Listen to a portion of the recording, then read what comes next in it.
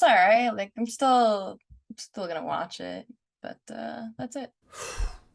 Boring episode. Boring episode 7. There's just a lot to it that I was like expecting would have happened 3 episodes ago, so it doesn't really feel like this exciting, like, ooh, where's it gonna go now? The main characters are having things happen to them and they're reacting to what's happening to them, as opposed to them having all of these brilliant ideas in their mind, and they're like, I'm going to set this up, I'm going to screw them over and stuff. I mean, we're seeing a little bit of that. It just doesn't feel like to such an extreme degree. It's like, this happened, okay, well, now I'll take action. And I don't know, it's just it's hard to watch a show where Matt Smith was the only intelligent seeming character, and now they're kind of pushing him to the side. We got some kid fights. We had a funeral for Daemon's wife. We see some more infighting. Alicent gets mad at Rhaenyra's kids for taking out her younger son's eye, who stole a dragon. That causes all kinds of other problems. She's pretty much set on literally getting an eye for an eye. I shall have one of her son's eyes in return. And in the meantime, Rhaenyra f***s her uncle. Like...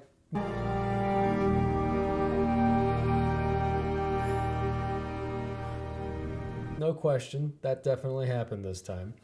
Although she seems to kind of be in love with him. This is grooming on display. He excited her as a teenager, he abandoned her, he taunted her, and now he's back and happens to be single, and she is playing right into what I think is his plan to take over the crown by making her think that she wants that. They will fear what else we might be capable of. So that nobody will question her son's legitimacy or her legitimacy, but in the end it really just makes him the rightful heir to the throne. So that's an interesting strategy. In the end, they get married. But gosh, the pacing was slow. The events I didn't care that much.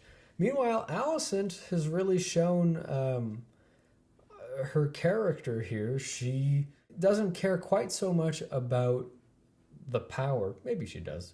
But it seems here she cares a lot more about doing what's right, and right and wrong, and she does not care for Rhaenyra's character. And honestly, I can't say I do either. I don't know if this is really the character or the actress. I kind of preferred the younger version. I just don't really care about this Rhaenyra now. This is a teenager with a warped mind, a weird sense of, reality, totally in denial about her son's legitimacy. And Aegon literally says, like, everyone knows. Just look at them. For context, Valyrians are black-skinned with bright white hair in this series. So the fact that they don't even have mixed race features is kind of a dead giveaway. So yeah, I wasn't impressed. We got some cool dragon riding sequences, but honestly, at a certain point with CGI, you just kind of get an overload and you just sort of go, yeah, all I'm watching here is a computer program. Nothing in this frame is real. Yeah, so, I mean, I guess, after last week's episode, which was pretty good, I don't know, setting more things in motion. I think if we do some more time jumps, it'll be pretty interesting to see how these kids, who really, really hate each other at this point, carrying on this tradition of infighting. Poor King. Nothing's gonna work for that guy. He's probably gonna die soon, and when he does, Alicent has that weird, creepy servant guy who pledges at the end, hey, whatever you need. You want me to kill a kid? I'll kill a kid. You want me to get a kid's eye? And whatever you say, Alicent, I'm on your team. We'll do whatever we gotta do. If it's an eye you want, balance the scales. I am your servant. it's kind of like Littlefinger, but like like just not at all. Like there's nothing else to him. He makes me nervous, and good judgment on Allison's part in terms of just not taking him up on those offers. Yeah. Optimism for the show.